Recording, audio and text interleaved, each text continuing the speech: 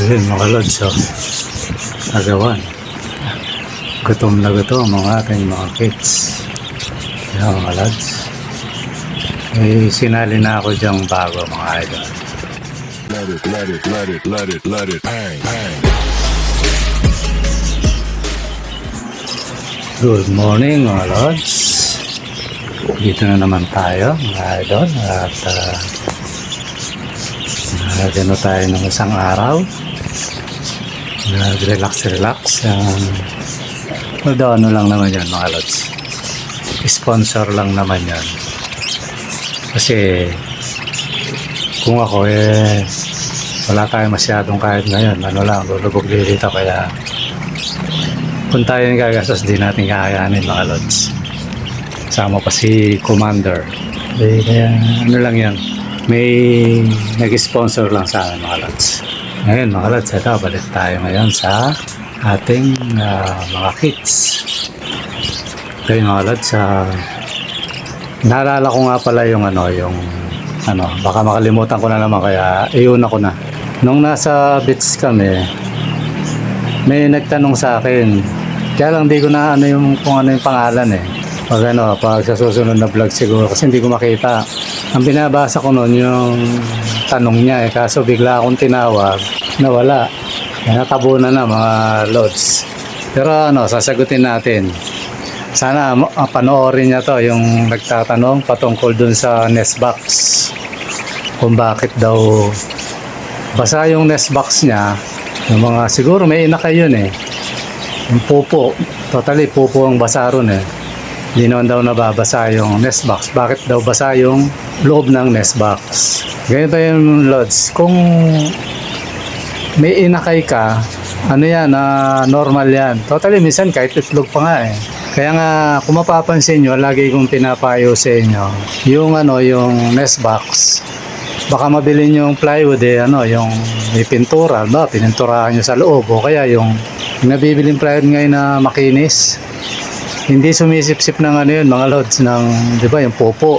Hindi sumisip-sip yun kaya matagal sumipsip. Ngayon kung may inakay siya, ang inakay 5. Pag tumae mga yan, matagal matuyo kaya matmiya tumatay yung mga yun So mangyayari magbabasa yung nest box mo mga lods. Kumbaga normal yan. Ngayon ganito, medyo sensitive yan lalo na kung maselan yung yung alaga mo. Ako, ang ginagawa ko dyan, kasi meron din ganyan sa akin Ang ginagawa ko dyan, lods, aalisin ko muna yung mga inakay. Ingat lang kasi baka maalpasan ka ng yung ibon. Sayang. Basta takpan mo lang yung butas, tapos kunin mo muna yung inakay, ilagay mo sa para sure ball, yung sa may pagkain, para amoy pagkain sila, yung seeds nila. Kasi pag nagiba amoy niya, baka patayin niya yun So alisin mo muna sila pansamantala, tapos linisin mo. Ngayon kung may kung may paglilipatan ka saglit ng ng ibon mo, ng kits mo, mas maganda. Pero depende rin yun kung ang kung ang nest box mo nakausli. Pag nakausli ang nest box mo, medyo walang problema ron. Kaya maganda rin nakausli So alisin mo lang yung inakay, tapos tanggalin mo lods. Kayurin mo yan, tapos kung meron kang kusot, lagyan mo ng kusot. Dapaan mo ng kusot. Although minsan tinatanggal ng inahin yan, pero okay lang yan, magsasawang magtanggal yan. At least safe yung kasi minsan pag basa yung popo, ang tendency matakpan yung mata, matakpan yung ilong, mga pakpak, yung paa. Minsan hindi makalakad, puno yung yung paa, yung pakpak. Minsan pati puwitan yan mga lods, nagbabara yan.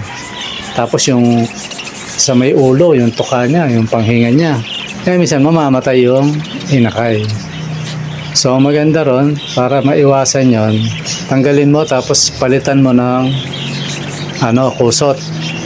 Kasi yung ginagawa nilang nesting material, yung pupo nila Kaya ipalit mo yung yung kusot, kung meron kang kusot. Pag wala, ako ginagawa ko yung pupo ng ibang nest box, kumukuha ko. Yung para lang mawala yung ano, tapos para lang hindi nadudulas yung ano. Ganun ang gawin mo, Lods, kasi ano yan delikado yan, baka mamatayan ka ng inakay kung may inakay na yan. Ngayon, kung itlog naman yan, ako ano yan, mabubugo kang itlog, wala kang ano. Totally ano yan, nangyari na sa akin yan. Itlog, marumi yung itlog, basa. So ang tendency, hindi mapipisa kasi mabubugok yan. Pag naman inakay na, ang tendency naman yan, laging basa, may tendency mamatay yung inakay kasi lalagyan yung ilong niya, hindi siya makahinga, yung bibig, mata, yan ang mangyayari. Ngayon kung nalagyan na yung mga yan, kung may inakay na yan, linisin mo sila. Tapos, kung ang pinapakain mo sa kanila Integra o kaya yung chick booster, yun, ibabad mo sila ron bago mo sila ibalik para hindi ma-detect nung inahin yung ibang amoy na. Kaya kailangan minsan talaga hindi tayo naninigarilyo kasi kung naninigarilyo naman tayo, maghugas tayo mabuti ng kamay bago natin galawin kasi pag naamoy yan, papatayin niya yan o kaya ilalaglag niya, di na niya susubuhan kasi akala niya hindi niya inakay kasi iba na amoy. So para maiwasan yun, ganun ang gawin mo, Lods. Ano yan, normal yan kasi sa akin dito, dati si Marites ganun yun. Kahit anong gawin ko pag nag-inakay siya ganun. So ang ginawa ko, yung nest box na ginamit ko, pinagamit ko sa iba. Pinagamit ko yun. Minsan hindi naman siya pero meron talagang na inahin na ganun na maaaring sa kanya pupo o sa inakay. Pero malamang-lamang sa kanya kasi yan dahil pag naglilimlim niya talaga sinasadya nilang gawing nesting material yan. Tapos Lods, ang maganda para sure ball na ang gawin mong nest box yung paleta. Yung parang tagpi-tagpi siya yung sahig niya. So may mga siwang, ibig sabihin nahanginan. Tapos naka-wrap siya, magaspang. Nasisip-sip yung popo. Pagbasa, nasisip-sip para maiwasan yung ganyan, mga Lods. Ako, nung nakikita kong ganyan yung isang sa mga sumunod kong ginawang nest box, ganun na. Okay lang na hindi kagandahan yung nest box, pero buhay naman yung inakay kasi hindi basa. Kasi sa mga sa mga kids ko na breeder, dalawa yung ganyan nagbabasa kaya monitor ko yan. Kaya ang gagawin ko dyan pag kasi totally nag-iipon ako ng pang box papalitan ko yung mga box nila, mga nest box. Ipapalit ko yung nakakapasok yung hangin, yung may siwang. Okay lang na pangit kasi yun pero pwede rin na yung ilalim lang, yung pinakasahig, yung parang siguro, Lods, alam mo naman yung paleta, di ba? Yung pang sa palengke, yung ginagawang panghakot ng mga prutas, yung box ng prutas, o kung ano pa mang gamit doon. Minsan sa pier nakukuha yan Ako kasi may nagbibigay sa akin noon, kaya mula nung nakita kong may nagbabasang ganon, yun ang ginawa kong nest box. Para maiwasan natin, pati yung dingding, ganon din, pati ibabaw. Kasi hindi naman nababasa ng ulan yung kasi pangit din nababasa yung nest box sa ulan, may bubulok. At least safe yan, di ba? Ganun lang gawin nyo mga idol para para maiwasan yung nagbabasa yung mga yung mga nest box. Kasi ang kawawa dyan yung imagine nyo, hindi natutuyo, di 24/7 yun. Sabihin, araw-araw, may tendency mamatay yung mo. Kasi ikaw man, subukan mo. Babad ka sa tubig, ninipis yung balat mo, di ba? So, konting kahig lang yan ng baka makahig na inahin niya, sugat ka agad dyan. O, kusang magsusugat, mga Lods. Kaya, para maiwasan yan, di baling hindi kagandahan yung yung nest box mo. Ang pinaka-the best na gawing sahig mo, yung yung paleta. Bukod sarap na, tapos itapal-tapal kasi hindi ako nagkakamali, merong 4 inches nun at saka 3 inches yung lapad. Mahaba yun ako, ganun na lang ginagawa ko So safe yung natin na tuyo siya. Ganun lang mga lods, dun sa nagtatanong. Pasensya ka na, hindi ko na ano yung pangalan mo. Hindi ko nakakuha kasi nasa resource kami. Bigla akong tinawag, binabasa ko na udlot. Totally, hindi ko masyadong nabasa lahat eh. Pero ang malinaw sa akin yun, yung sabi mo, yung nagbabasa. Nagtatanong ka kung bakit nagbabasa yung nest box. Yun lang yun, Lods. Ano yun? Yung nest box mo, ano siya? Hindi makuha ang matuyo nung maaaring madulas. Kasi kung may ganun eh. Akala ko maganda yun. Para magandang tingnan, pininturahan ko. Eh, hindi siya kumakarga ng tubig. Kaya, ang tendency, yung nest box, laging basa. Kasi mga lods, kung hindi nyo alam o ngayon malalaman nyo, maya tumatay yung minuto lang yan eh. Kung ilang minuto, maya tumatay yan. Kaya kung may inakay yan, maya, lagi nasa nest box yan. Pag tumayon, hindi pa natutuyo yung tayo niya, tatay na naman. So, mapoponduhan eh. Plus mo pa yung mga inakay. Diba? Halos magkakapanabay yan tumatay. Lima yung inakay mo. So, ang tendency talaga, yan. At saka ang inakay kasi, hindi naman matigas ang tayo niya. Medyo buris-buris pa na konti. Sabihin, hindi solid. Kaya yun ang tendency niyan, Lods. Lalo na kung medyo pinapakain mo ng gulay yung minsan may inakay, may nagtatae. So, babasa talaga yan, mga Lods. So, yun ang ko sa'yo, idol. Masasabi ko. Ngayon, pasensya ka na.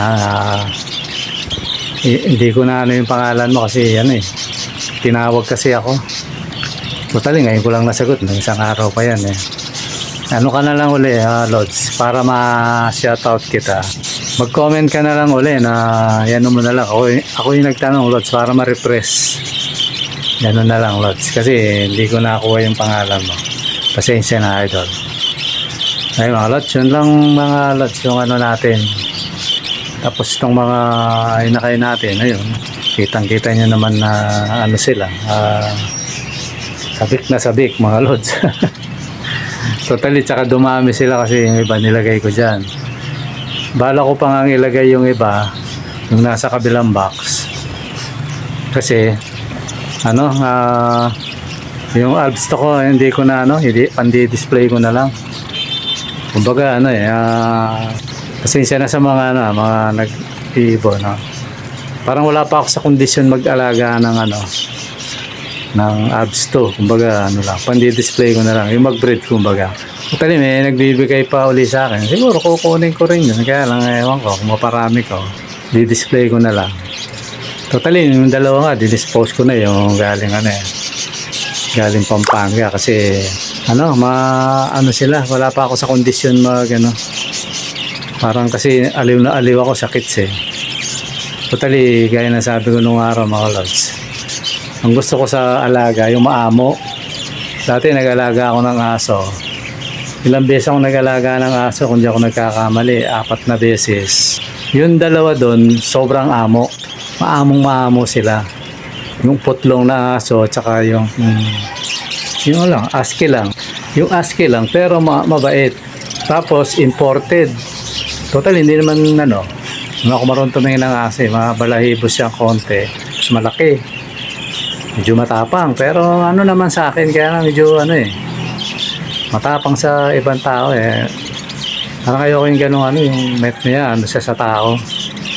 Tendency kasi rin, makakagat Tapos meron pang isa, ako nagkakamali 4 na beses ako nag-alaga ng aso So nagustuhan ko doon yung dalawa, si maamo. Yun ang gusto ko sa alaga, Lods, yung maamo. Kasi pag mabangis ayoko kaya yung yung mahirap siyang yan, kagaya ng albsto. Maliban na lang sa mahilig sa albsto, di ba Ako nga, gusto ko yung kulay, kaya lang lambes ko ng tinray, siya, parang yun mo, 1 taon ko ng alaga, mahigit, 2 na nga yata. Tapos ngayon may bago uli. Yung nadagit ko, tsaka yung binigay ni Idol Boy. Talaga, ewan ko rin kasi hindi ko pinopokusan Nakapokus ako sa Yan, binagyan ko nest box, minsan binibigyan ko malunggay. Pero ano talaga eh. Nag-iisip ako ngayon kung yung box nila o yung cage paggamit ko na lang sa ibang cage para makapag-breed or pabayaan ko na lang siya dyan na supplyan ko na lang supplyan. Nag-iisipan ko mga lods eh, kasi ano, mailap siya. Parang ano eh, yung sa akin lang naman to, siguro hindi pa ako nakukondisyon mag-alaga ng ano, African lovebirds. Gusto ko yung kulay, magaganda yun eh. Kumbaga ano eh, yung mga dating sobrang makulay. Kaya mailap. Hindi kagaya ng mga kids pag lagi kang ano, nakikita, lagi yung pinapakain. San, nakikita nyo naman, di ba mga lods? Dumadapo na sa kamay, yan. Tapos kahit walang laman yung palad mo, dapo pa rin. Sabihin, mabait. Mas mabait sila kaysa sa Alps. Yung Alps to, ano eh, mga African, mailap. Kahit sino magsabi. Kaya nga yung iba, ano eh, inaalagaan para kumita lang, lalo yung mga mamahalin. Kasi kung gagawin mong pet, parang ano siya eh, hindi mo mahawakan, hindi mo maano, ako sa akin, ano eh, parang wala pa ako sa kondisyon sa ganun. Kaya gusto ko siyang gawa na lang uli ng cage kasi display ko na lang. Ganun na lang siguro yung gawin ko sa kanila. Hindi ko maano eh. Gusto ko nilalaro ko yung mga alaga ko.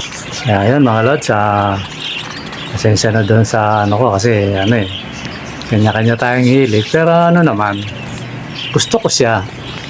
Yan lang, medyo ayoko mailap. Siguro aamo yan pag nagano ka, handpid. Kaya lang, minsan umaalis ako mga lods. Kaya yan, may kumakausap sa akin sa parting Cavite. Paano ako pero nakipag-call ako pero kondisyon 2 days lang, 2 araw tapos uwi. Hindi ako pwedeng tumatlo mga lods, kawawa yung mga natin. Totally napapayag lang ako yung kausap ko, pero kung ako yung tatanungin, gusto ko yung nakaka-uwi ako araw-araw kasi siyempre may mga inakay eh. Mamaya mapabayaan, so sayang, kawawa yung mga alaga natin. Pero kinol natin, siguro hindi naman ganun karami yung gagawin. Kaya basta sinabi ko doon sa kausap ko, basta pupunta tayo ngayon, kinabukasan uwi tayo hapon. Ganun lang yung usapan namin. Na parting Cavite, hindi ko lang kung saan sa Cavite yun eh. Hindi gagawin yata ang sinasabi siyang gagawin eh. Ayun mga lods, abang-abang na lang sa mga susunod nating Maraming salamat mga lods. At sana patuloy kayong sumubaybay sa ating mga video, sa ating vlog. Maraming salamat. Bye-bye.